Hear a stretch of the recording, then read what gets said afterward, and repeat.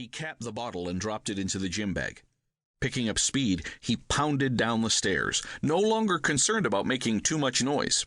He just wanted to see an end to the metal stairs and stone walls. A third 402 in black letters was painted on the wall at the next landing. Figures bounced in his head. 402 times 3 equals 1,206. Was that feet? He certainly descended farther than 1,206 feet.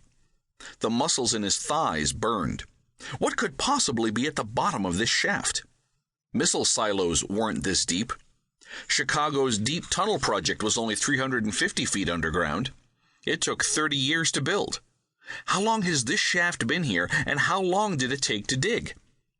He may reach the bottom and find an unfinished shaft.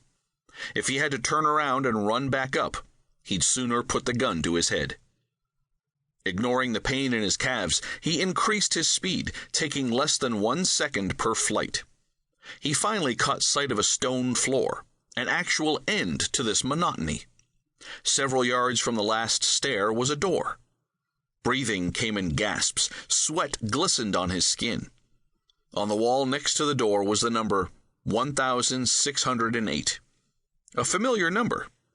The number was in meters and equal to 5,280 feet. He was exactly 1 mile below the surface. With one hand wrapped around the gun, he grabbed the door latch and slowly pulled. Light burst through, forcing him to shield his face. Blinking the burning from his eyes, he rammed the door open and stepped out onto a walkway. Gun at the ready, he checked to the left and right of him, but didn't see any movement. Stretched in front of him was a cobblestone courtyard as wide as a 4-lane highway. If there were people here, did they run for cover when they heard him coming? Or did something chase them away years before he arrived? Someone or something had to be operating the lights. 1-story buildings served as sentries on both sides of the courtyard, their marble fronts in an assortment of colors, metal doors painted. He ignored the fatigue in his legs while his senses picked up the chirping of birds in nearby trees, the rustling of leaves from a breeze that barely kissed his skin. Billowing clouds hung in a sunlit sky so blue it made his eyes sting. Stone benches lined the courtyard every 10 feet. Dazed, he blinked quickly, expecting the scene to disappear like a mirage, but it didn't. Slowly circling like a lost tourist, his hand lost its grasp on the gym bag. It slipped from his hand and thudded to the cobblestone. 3-story buildings in the distance jutted toward the sky, chrome facades gleaming in the sunlight. As he wandered into the center of the courtyard, he scanned the surrounding buildings, checking windows and rooftops. A variety of sweet aromas filled the air from nearby ceramic flower urns. Yellow petals, too yellow. Pink petals, too pink. The entire area was an amateur paint-by-number scene.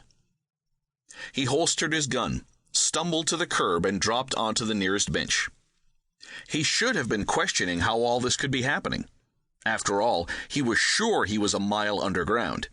Any normal person would have been questioning his sanity, exploring his surroundings, examining all possible explanations.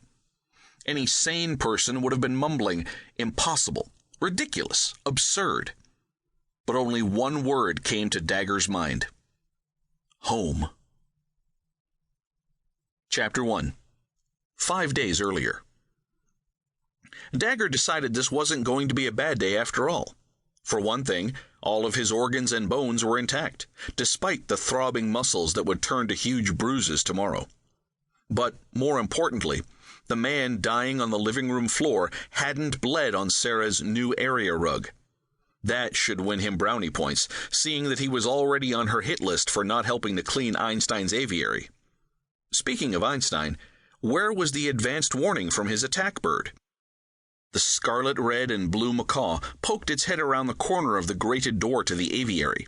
During the melee, Einstein had been noticeably absent. Dagger struggled to pull himself up on one knee. Maybe he should have extracted a little blood from the intruder and added it to the pink and mauve rug. Sarah's bright color scheme made his eyeballs hurt. Now, if only he had the energy to bury the oaf before his partner returned.